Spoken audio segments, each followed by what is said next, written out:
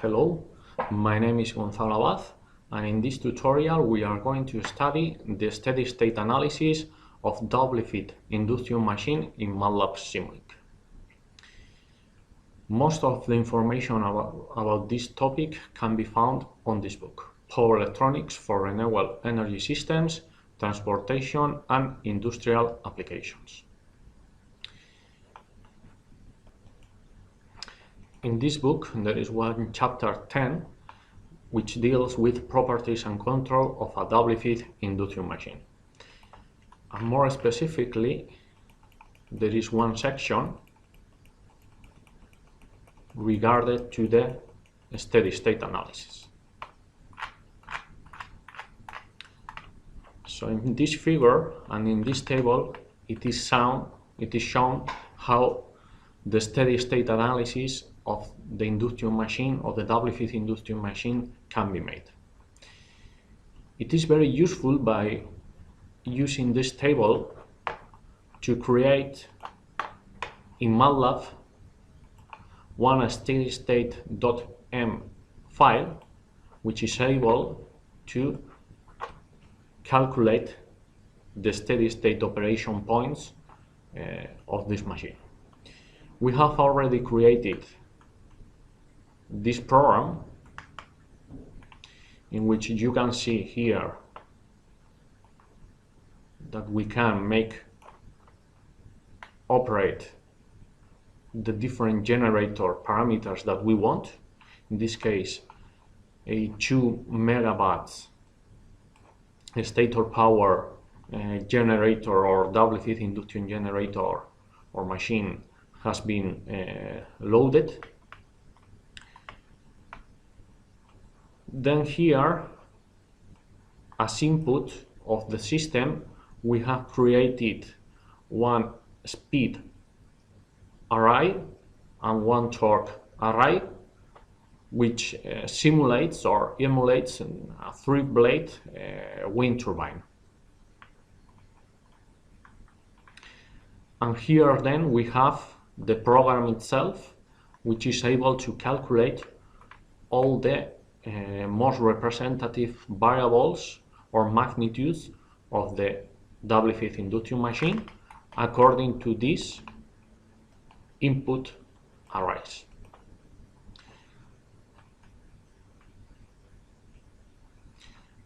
Please keep in mind that depending how we control the reactive power of this machine, we can find two different reference generations strategies.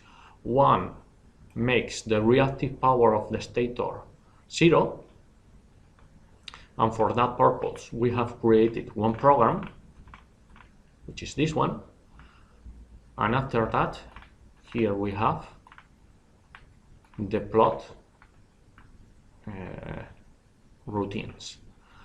And then the second one, the second reference generation strategy, can be based on a 0 D current reference. And for that purpose, the program changed a little bit.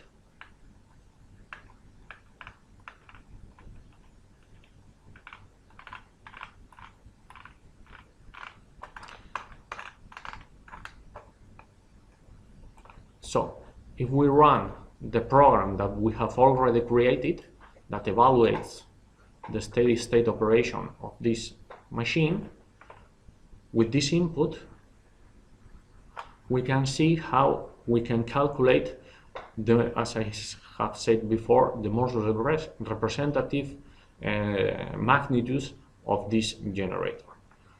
In red, we have 0 reactive power reference, and in green we have 0 D current reference.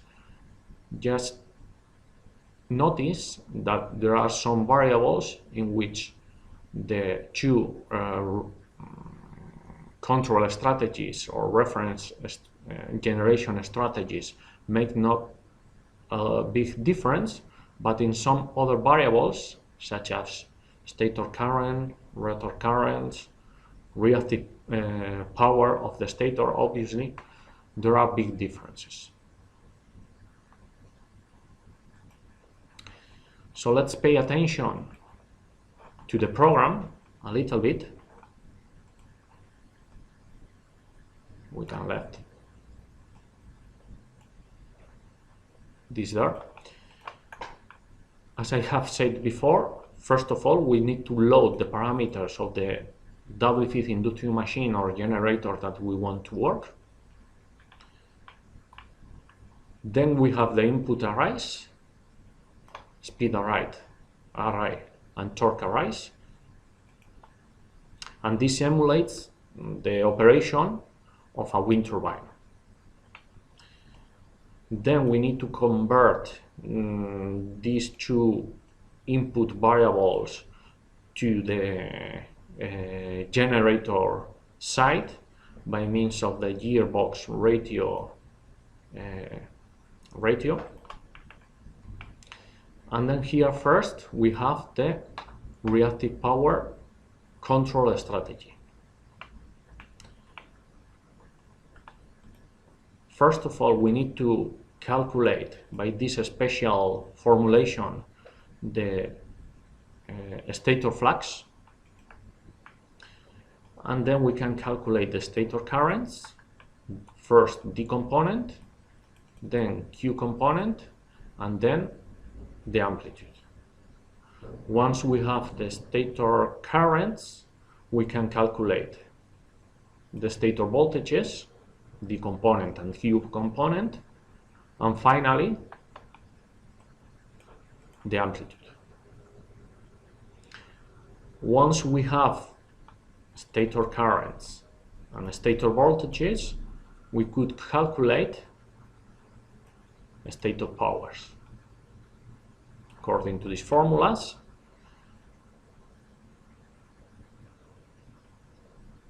And then we can calculate rotor currents by means of these formulas.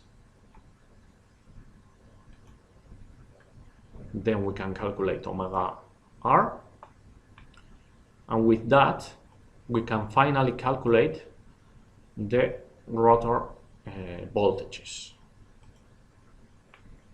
With rotor voltages we can calculate active power and reactive power of the rotor, and we could also calculate the fluxes, rotor and stator. Then the mechanical power, and finally efficiency, depending on the operation mode that we are making work the machine, motor mode or generator mode. And then we have the plots.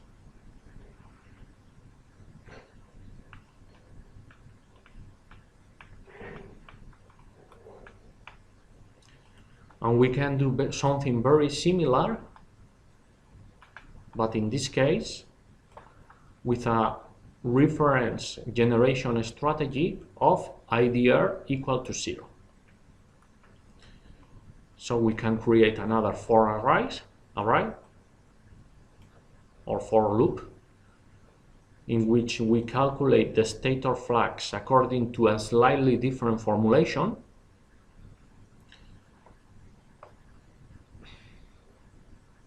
And then, once we have that, we can calculate the rotor currents.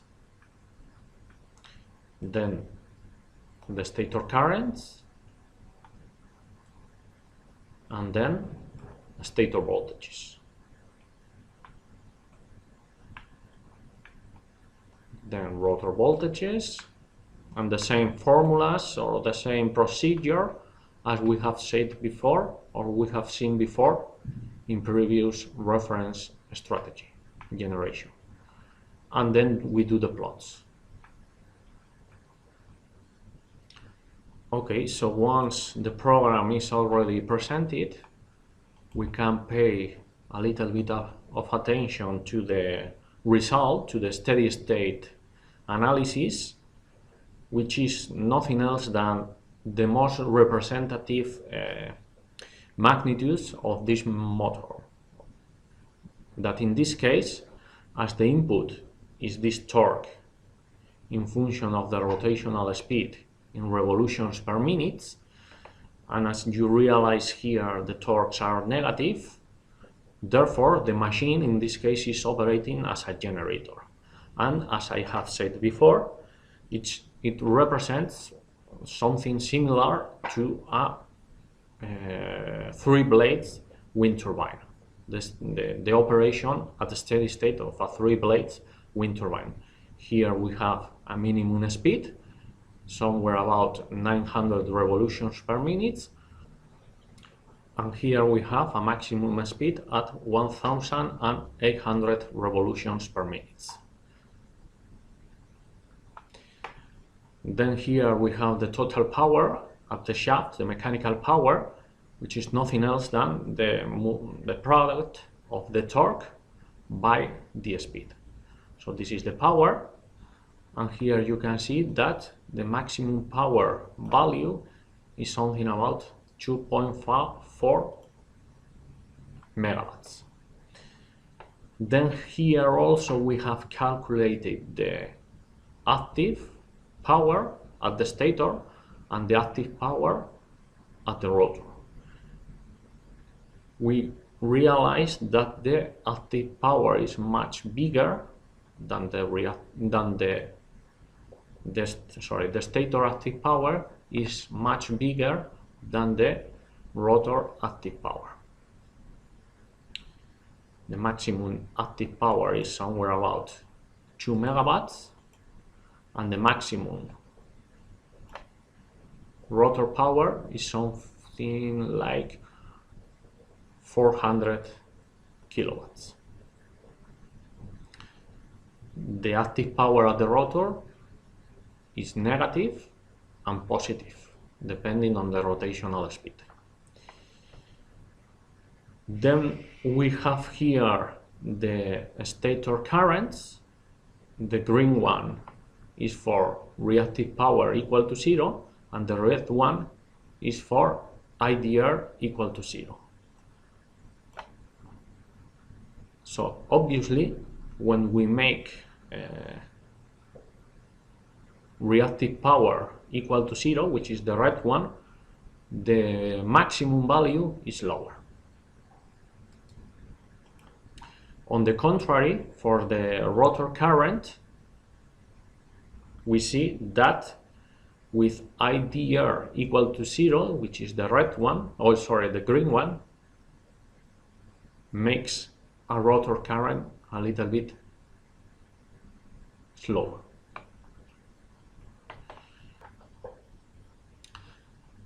Then here we have the stator voltage and the rotor voltage. There we can see that as the stator is directly connected to the grid, the stator voltage amplitude is always constant, while the rotor voltage depends on the speed. Here we have the synchronous speed, this is the minimum, and here we have at minimum speed and maximum speed, we have the two opposite behaviors, high voltages, amplitudes. Please keep in mind that in this case we are working with the rotor referred to the stators, so these are not real voltages. If we transform these voltages to the rotor and we work with real voltages, these amplitudes will be very near to the stator voltages. Then here we have the reactive power. With IDR equal to 0, we have a high reactive power, while with the other generation strategy, reference regeneration strategy, we have obviously 0. Then here we have the rotor reactive power behavior in both cases, and finally here we have the efficiency. Okay, once we have the steady state analysis, we can check it in the Simulink program. So for that purpose, just remember that we created a Matlab-Simulink program in which we have all the control strategy already created. Let's wait a little. Here we have the program. Okay, so let's evaluate now the steady state in this program. So here we have the steady state, and for instance, let's take this value as subsynchronous speed. Let's make the Simulink program, let's make the system operate at this speed, at this torque. Therefore,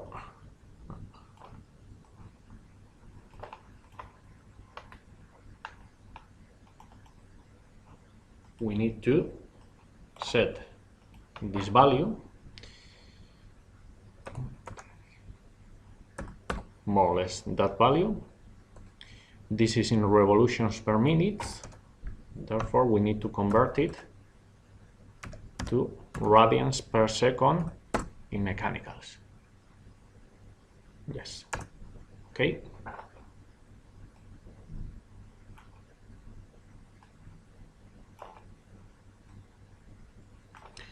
This is the speed. Before we continue, I would like to use this rate limiter in order to don't work with step variables, step changes of the reference, and let's do 100 radians per second per second of a slew rate, and the same when it is negative. So this is the rate limiter. We can make it smaller and we place it there, and I think that we need also the zero order hole. Okay.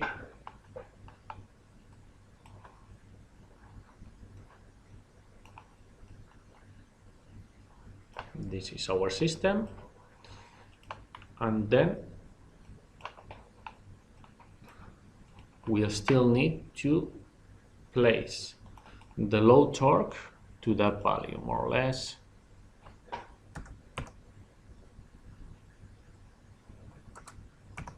More or less that value. Negative generator operation.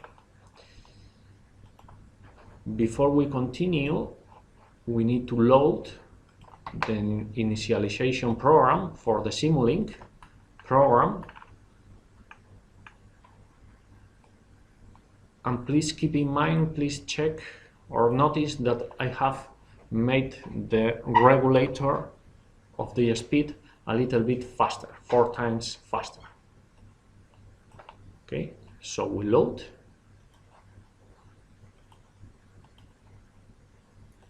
And we can operate the system, the Simulink system. Let's wait.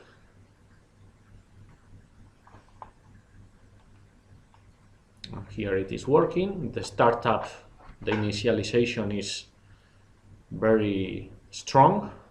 In reality, we cannot do in this way because the transient response is very hard. There are high overcurrents at the stator and at the rotor, but anyway, this is the only thing that we can do. We are approaching.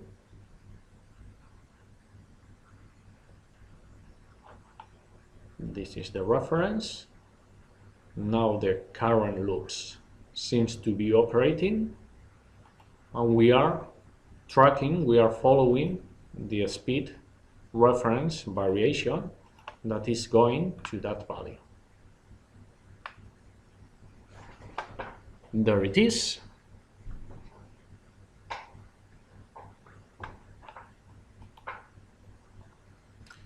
and here it seems that is already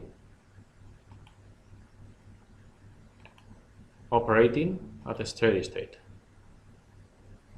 more or less. Yes. Okay, so let's compare with the steady state evaluation.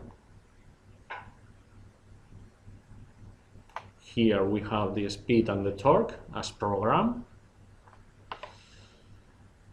Then here we have the rotor current, which is something like 1150. So it should be here. This is the point where it is. Yes, it is this one, the green one. More or less, yes, 1100 and something, which is this amplitude as well. Then we have the stator current, which is this value, and the point should be somewhere there. It's this one in here, 1300 and something. Yes, it is correct. Then the rotor voltage should be somewhere there, more or less 60 volts, 10 and 60. The square root and the addition of these square voltages should be something very similar to this. And that's it, because once the voltages and currents are correct, then the active and reactive power will be also correct. Okay, so now if we want, we can check another point. Let's take, for instance, this one. So let's move to that speed, 1000, sorry. 1800, and here the torque is something like that value. So let's put that value in negative.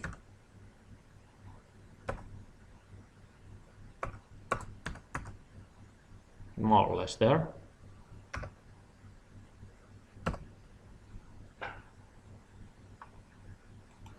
Yes. So let's run the system to that point.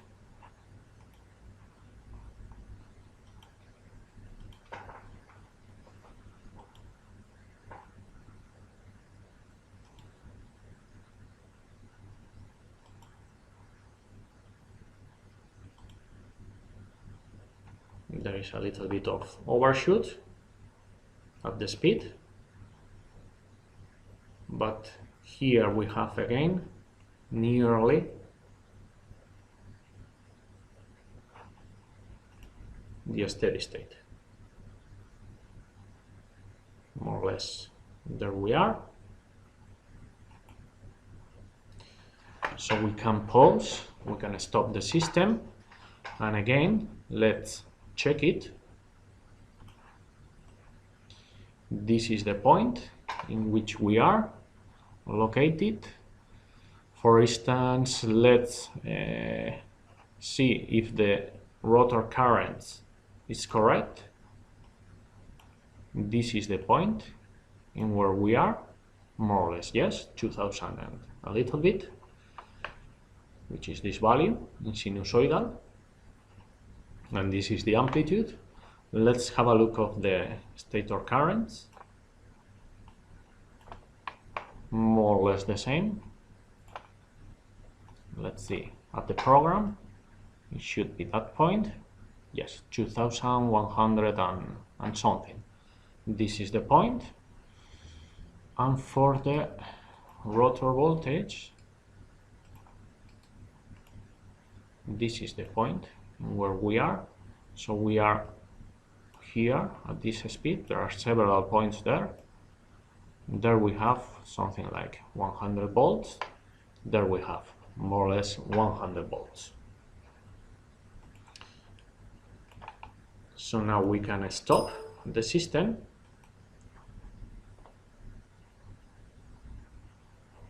and we can see the whole performance of the simulation experiment that we have performed. There we have the speeds, there we have the torques, there we have the ID current, which is 0.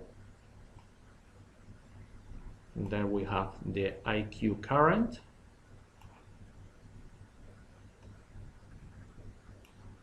There we have the stator currents.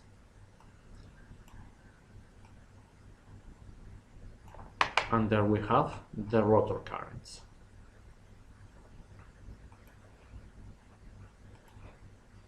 We could check every other single point from this steady state analysis, but I think that it is enough.